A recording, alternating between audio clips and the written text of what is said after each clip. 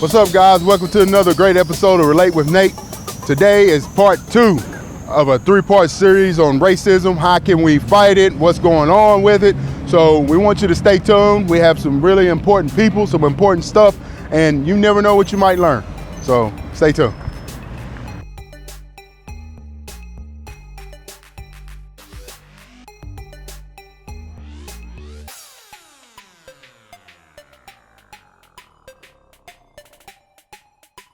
The rebel flag does not mean anything racist whatsoever. I mean, this is part of our country. All right. And these are the things that we forgot that we need to believe in again. What does the rebel flag mean to you? I don't like that rebel flag, but to each its own, but it's people like to, you got some people that still rubbish, and I don't look at that. You know, I can. That don't affect me. It's just like being called I mean, you know, that don't hurt me till you put your hands on me. Anybody can be. You know what I'm saying? Racist. That's what I understand. Right. What does the rebel flag mean to you? Rebel flag, I never had a problem with even them taking that down. To me, it was always, I don't know, I used to go to the lake and everybody put it on their boat, but it was kind of like I can understand where people have problems with it, but I never did really. It was just a symbol to me of a time in the United States when things were bad and it was confusing. And the rebel flag was for the Confederate Army, a battle for the Confederate Army. That's why that flag was raised.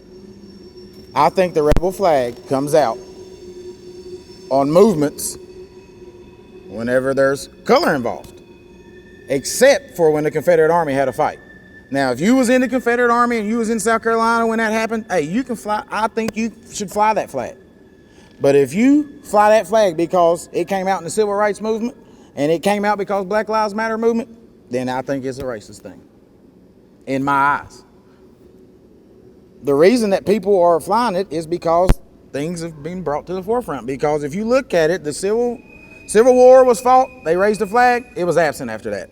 Civil Rights Movement comes out, it comes back out, it's absent after that. And now the Black Lives Matter comes out, it's back out, and it'll be absent here after this election. I felt like a Confederate flag was part of history, and it shouldn't be taken away. And I thought that it was something that was being pushed from the president down through legislature, get rid of this flag, which was getting rid of parts of our history. And it all originated when the person went into the church and shot those people. And I thought, well, it has nothing to do with the Confederate flag. These are just evil personified. To me, the Confederate flag, when I see it, means don't go close to them, they hate you. As I said, growing up during the Civil Rights Movement, when it was in full force, that Confederate flag was always one of the things that was around when there was violence. And black people, when they see it, if I see it somewhere, if there's a restaurant, if somebody's selling something, I feel they don't want my business. So I will not stop anywhere where I see a Confederate flag. I will not purchase anything where I see a Confederate flag, because to us, we were taught that it means danger. When we see it, that's what it means to me. So therefore, now when I see it, and people have the right to have as many as they want to, I don't care. I don't have anything against them. But to me, it's saying, I don't want you around, I hate you.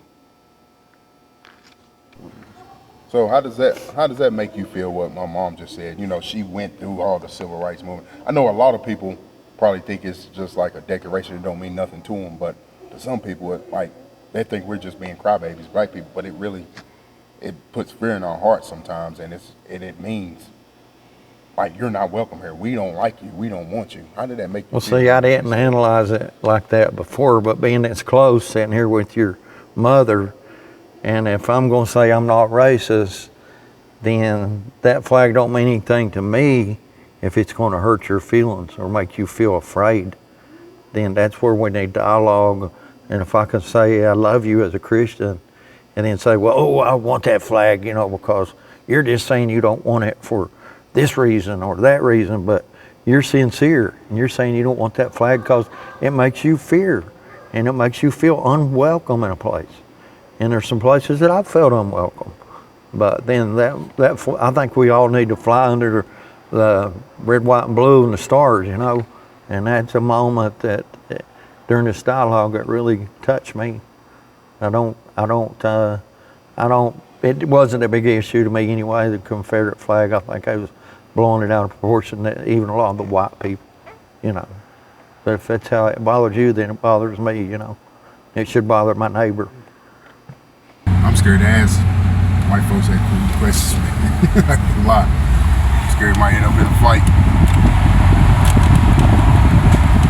My point of view on that is if your grandfather, your great-grandfather was alive today to see what was going on, do you think he'd flip over in his grave? Well, it's different times back then. I can't answer for Okay, well, him. there you go. That's all you had to say. Well, that's different times. Right. Okay, nowadays is different. But Right. I don't approve of it. God doesn't approve of it. God says in the book, do not interrace. And I believe in that. Everybody's entitled to their own opinion. Yes, they are. What's your idea of being a racist? A racist? Yes, sir. Hillary Clinton.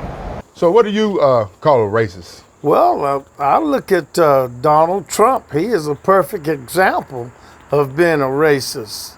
That's what I call racist. Donald Trump. Now he wants to appeal to the black people.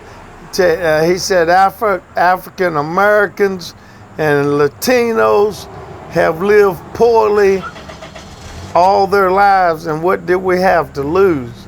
In other words, he was appealing to the black community and the Latinos for his candidacy, but I don't think it's going to work. So, I mean, he's going to self-destruct. All Hillary got to do is lay back and chill, and he's going to self-destruct. He's going to beat himself. A person that does not believe in America values. Okay? Right.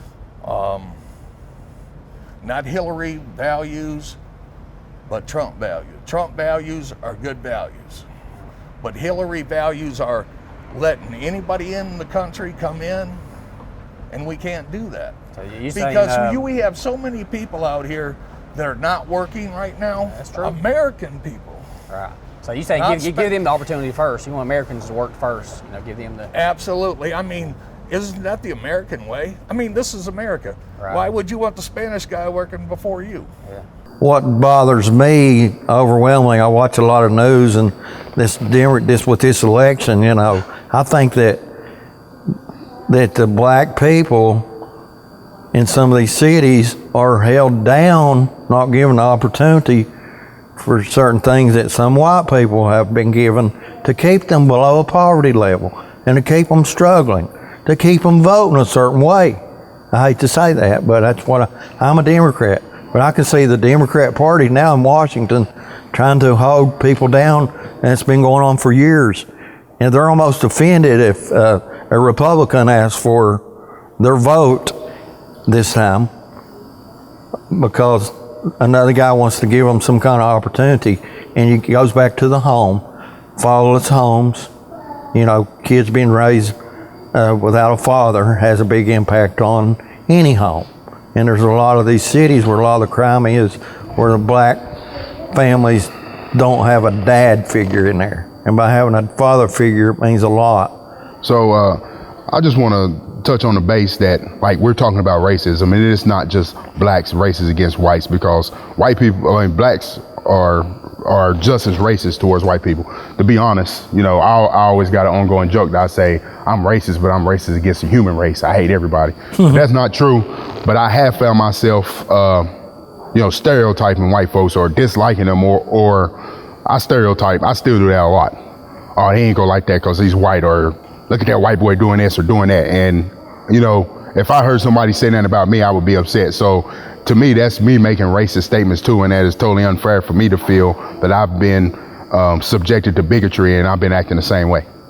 So I just want to put that out there and put all my dirty laundry in the air, so everybody be calling me a bigot next week or something. So, well, I would like to touch on this. I think this might show a little bit of, I guess, if something happened to a white guy, he gets shot by a police officer, and we think it's his fault, okay? Or if we thought the cop did wrong, then I'm not going to march in the street and then tear up stuff, burn down buildings. I might have a right to protest, but I think it goes way too far, and I think it's promoted by this Obama administration and by people like Al Sharpton and Jesse Jackson, who's got Obama on speed dial to try to divide America. Was it not divided with George Bush? I feel personally that not all white people, but a lot of white people are like upset and really ticked off that our chief is a black person. I mean, regardless if he made everybody a millionaire, everybody got everything free, everybody had a $2 billion house, they would still be mad about something. That's just the way I feel. I don't see anything wrong that he's done, though. I mean, can't pinpoint something that is majorly wrong that the man has done. He's not done everything perfect. I mean, I'm not saying everything's been great. I agree, but I'm talking about wrong. Like, he is promoting violence. Well, I think when he sends somebody out to his administration out to one black funeral, that there's already question about the shooting, maybe the police was in the right, that he's automatically saying the police were in the wrong. I see where he's I don't think that's what he's saying. I think he's saying, hey, black people, I got your back and we're supporting you. But like Christians and versus Muslims, we got a war on the Christians, in my opinion, right now. He won't come out and say the word Islamic terrorist. Why does he have to? Well, everybody else knows what it is. I think we need to want him to see. Well, I think you need to identify the problem so we can win this war against this ideology. The Muslims teach. Yeah, I agree. Killing. They teach killing. No, I don't agree, but at the same time, I see what you're saying. Yeah. But why do we have to do that? Why? If he believes something, he is going to meet that man for whoever he sees it for, just like you are. Well, he doesn't. Why shouldn't he do it? Why shouldn't he address the problem? But why? Well, I just think it would be better if he did, address the problem. We addressed it in past wars. We're on a war right now where if Muslims come in, extremist Muslims, and they don't believe white people, gay people have a right to live. They don't think if you're a black person and if you don't adhere to their ways teaching in the Quran, they don't think you have a right to live. So really, we're in this war all together. But all Muslims are not like that, though. I don't think. I mean, I live in the city. That's true, but their Quran teaches you that. If you will look and study their Quran, in the end, your mom probably knows as a Christian, the Quran teaches this type of violence. And all of them don't practice it, but it does teach that if you don't adhere to their teachings, that you're wrong. You don't have, most of the man, but you know what? Once they come here, they're American citizens, and one thing they need to adhere to our laws. Well, our laws definitely, but I believe that. I mean, that's just like you. You might be a Baptist, and I'm a Pentecostal. Does that make me worse than you or different than you because I have a different religion? And does he have to speak up about it? We still got the same religion if you're Pentecostal and I'm Baptist. Well, but what I mean is, does he have to speak up about it? Because you're saying that Obama should speak out about it, and we shouldn't. Because I think our problem is that politics is tearing us as a whole apart. Politics is, regardless. Instead of us all saying, hey, we are Mingo Countyans, we love West Virginia, we're proud to be here, it's like, he's a Democrat, he's a Republican, oh, he likes Hillary, he likes Obama, he likes Trump. And that separates us instead of us being together and trying to find a common Okay, a common did you know ground. there shouldn't be a party? Oh, I would like to see racism abolished. I mean, it's something they've been trying to get rid of for years, and I'd like to see a system where we could actually get a candidate in there, presidential candidate, and fix the rules where we could get somebody where they wouldn't have so many loopholes to jump through and different people. This election here, I've really got a problem with Trump. I really kind of think he's a little racist. But I really do think we need somebody to wake up this Democratic. It's turned into a thing. It needs something done.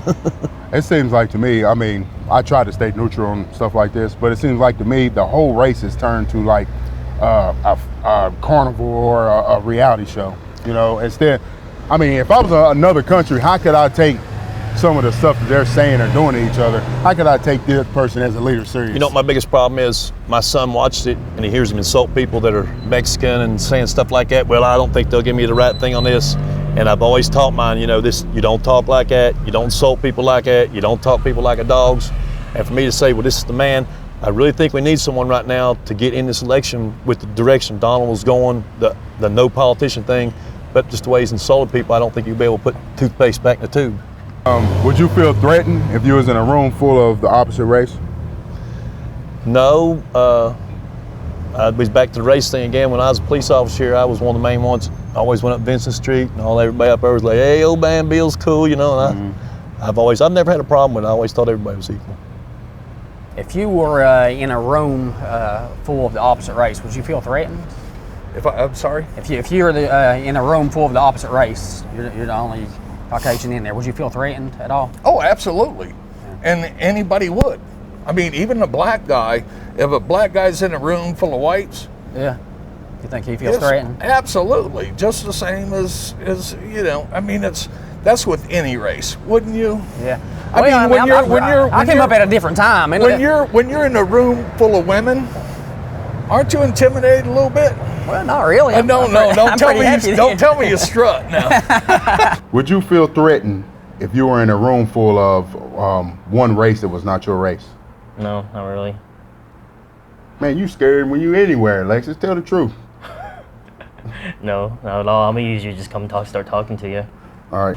I don't think I'd be scared or anything or threatened, but I would probably be more aware if I was in a room full of the complete opposite race. Probably if I was in a room with anybody I didn't know, I would feel that way. Well, maybe where my answer was like where I was used to, the police work, and I'd go up there and everybody knew me, and like if I'd go up there and it was 4 black guys or 1 white, that never really occurred to me because I was always cool with everybody. Yeah. Wish everybody was like you. Hey guys, I'm sitting here with my beautiful daughter Macy, and I just, in all honesty, like her mother's white, and you can see what I am. So growing up, she's gonna have to deal with some things, or she might already have. We really haven't talked a whole lot about race.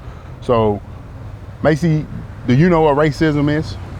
I think it means that one person dislikes the other one because they're a different color, which is unnecessary. That's a pretty accurate definition. So, has anybody ever acted different towards you because of the color of your skin? No, never. Not really. So, have you ever noticed anybody in your family being racist, like your daddy? Yes, you, and that's on me. I'm not really racist, but what would make you think I was racist, some of the stuff I've said to you? Not letting me eat watermelon. Not letting you eat watermelon? Yeah. I'll let you eat it, I just tell you can't eat it in public. Public is the same thing. Well, it's the reason I say that. But I'm kind of joking, but I'm not joking. So, when people ask you what you are, what would you say? I would say I am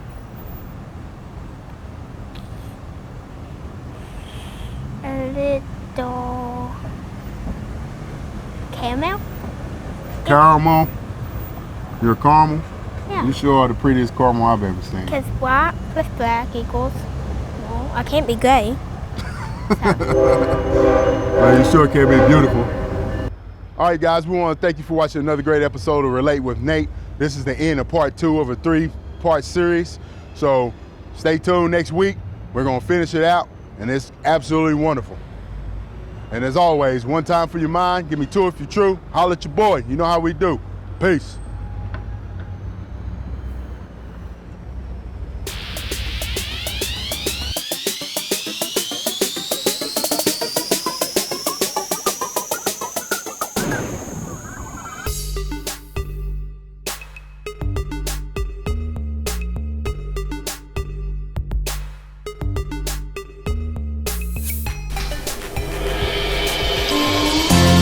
Williamson Health and Wellness Center operates a federally qualified health center located on 2nd Avenue in downtown Williamson, West Virginia, providing adult and adolescent care, behavioral health, dental, optometry, pediatric, and preventive health care services. Projects such as Healthy in the Hills, Mingo County Diabetes Coalition, and the Williamson Farmers Market foster long-term community wellness and prosperity. Stop by our office or visit online. Learn how together we can build a culture of health and wellness for everyone.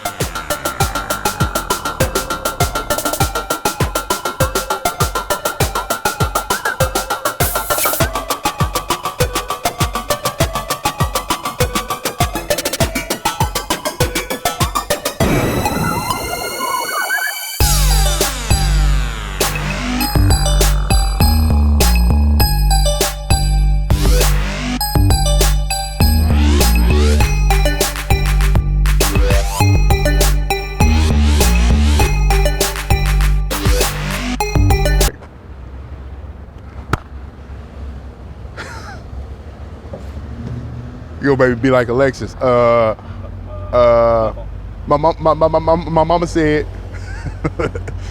Just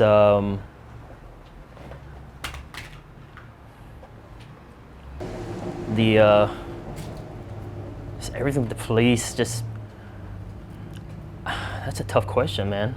It really is. I